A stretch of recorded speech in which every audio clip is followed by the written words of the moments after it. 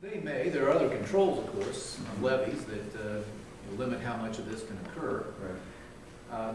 But the entire point was to try to balance our system. And we reduced taxes dramatically, it's true, and we limited their ability, we seek to limit their future ability to surge back up. Mm-hmm.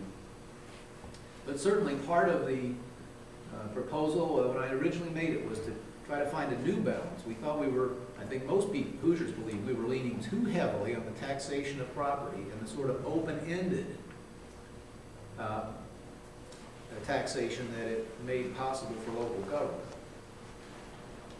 So on a home rule basis, on a local basis,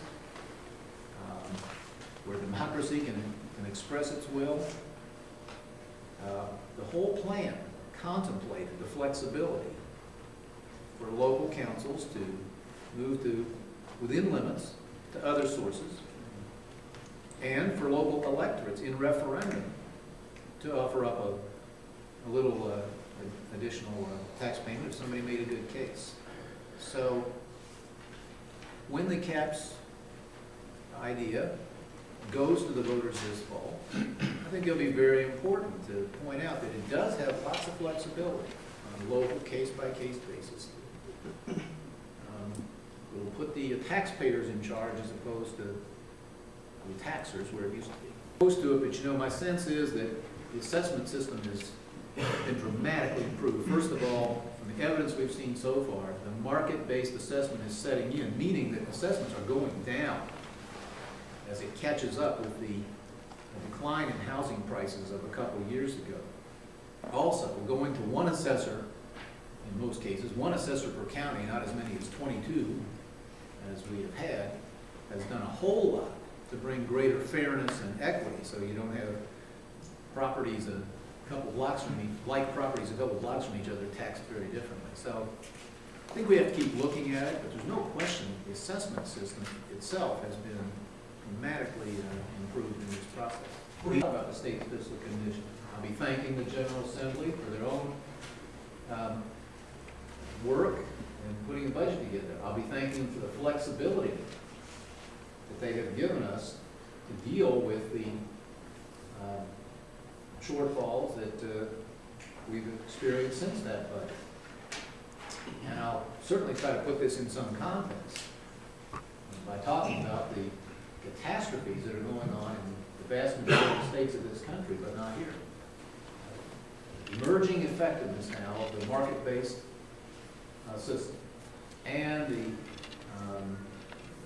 reduction by 1,000 of the number of different people doing assessments in the state through the Kern and Shepard reform of the year ago. We've made a lot of strides, but I wouldn't rule out looking at some other changes if somebody's going to do anything. We're just doing what needs to be done. The vast majority of the reductions are being made by the departments as they try to meet very difficult targets which we've given them, sometimes exceeding 20%. And so it includes an awful lot of things we wish we didn't have to do, and that we look forward to undoing or reversing one day when it can be afforded. And we've been moving fast, and but if we can do a little better job of communicating, we'll try to do that. No in the first case. I did know in the second case. Incidentally, that subsidy, we went from the third richest subsidies in America to the fifth, and vastly higher than any of our neighboring states. So I knew about that one, said it was okay. People know that child protection is a very, very central priority of ours, so that one, they checked with us.